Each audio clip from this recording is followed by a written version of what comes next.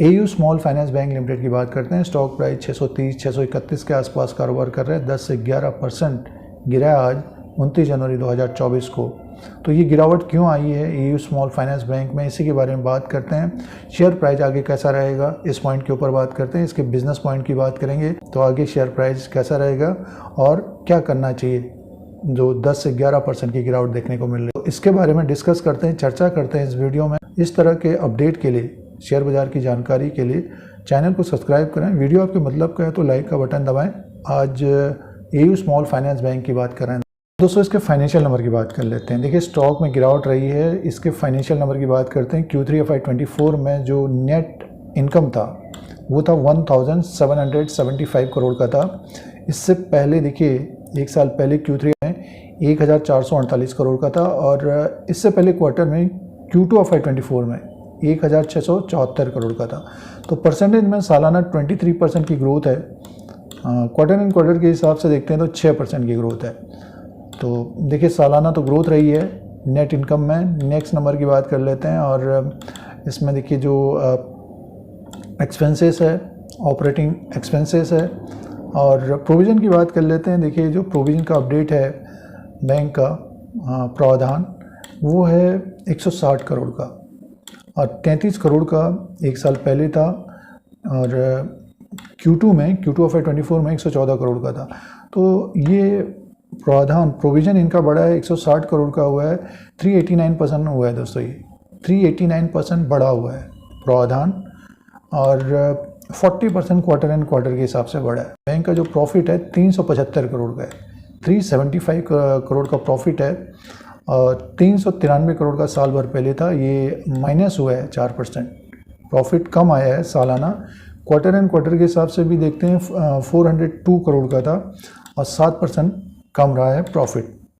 देखिए प्रावधान बढ़ा है बैंक का, तो ग्रॉस एनपीए का जो अपडेट है एयू स्मॉल फाइनेंस बैंक का प्रोविज़न बढ़ा है। ग्रॉस एनपीए नेट एनपीए की बात करते हैं तो परसेंटेज में देखिए ग्रॉस एनपीए का जो अपडेट आया 1.98% का है, 1.91% का इससे पहले क्वार्टर में था। एक साल पहले 1.81% का था और 0.68% का नेट एनपीए है। 0.60% का इससे पहले क्वार्टर में था, 0.51% का एक साल पहले था। तो नेट एनपीए और ग्रॉस एनपीए देखिए पिछले साल के अनुसार ये बढ़ा है।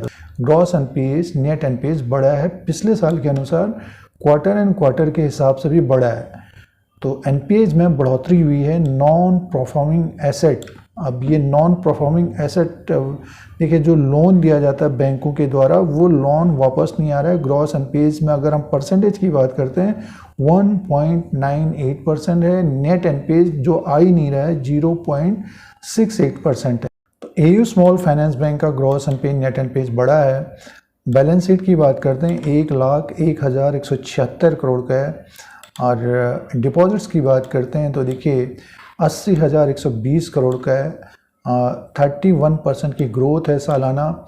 ग्रॉस एडवांसेस की बात करते हैं 67,624 करोड़ का है, 20% की ग्रोथ है। मेन जो बिज़नेस होता है दोस्तों देखिए बैंक में जो डिपॉजिट्स हैं होते हैं तो उसी के अनुसार फिर लोन भी दिया जाता है। तो ग्रोथ है डिपॉजिट्स में और ग्रॉस एडवांसेस में एयू स्मॉल फाइनेंस बैंक में। ग्रॉस एनपीए नेट एनपीए जो रहा है अब की बार 1.98% का रहा है, 0.68% का नेट एनपीए रहा है दोस्तों। आज जैसे कि प्रॉफिट है 375 करोड़ का सालाना माइनस है। तो आरओई की बात करें 1.5%, 12.5% है। तो इम्पोर्टेंट ये है कि देखिए डिपॉजिट्स और एडवांसेस में तो ग्रोथ है, लेकिन इस क्वार्टर में जो देखिए 160 करोड़ का प्रावधान किया है और इसीलिए प्रॉफिट भी कम रहा है और इसका ग्रॉस एनपीए और नेट एनपीए बढ़ गया है दोस्तों। इसीलिए 10% की बड़ी गिरावट देखने को मिल रही है। तीसरी तिमाही Q3 FY24 के नंबर्स हैं एयू स्मॉल फाइनेंस बैंक के। अब एक नज़र शेयर प्राइस के अनुसार बात करते हैं। अब दोस्तों शेयर प्राइस के अनुसार बात करते हैं। AU small finance bank limited का स्टॉक प्राइस 632 में है। इंट्राडे में जो गिरावट देखने को मिल रही है इस वक्त देखिए काफ़ी वॉलेटाइल, काफ़ी उतार चढ़ाव हो रहा है। इसमें 10-10.5% स्टॉक नीचे की तरफ है दोस्तों, 10-10.5% नीचे की तरफ स्टॉक है और एक साल की बात करते तो अभी जो रिटर्न दे रहा है ये 4% का रिटर्न दे रहा है। और ग्राफ के अनुसार बात करते हैं तो देखिए इसका जो हाई बना है 813 का बना है, लो बना है 548 का। तो साल भर में 548 से बढ़कर ये 813 तक गया था ये।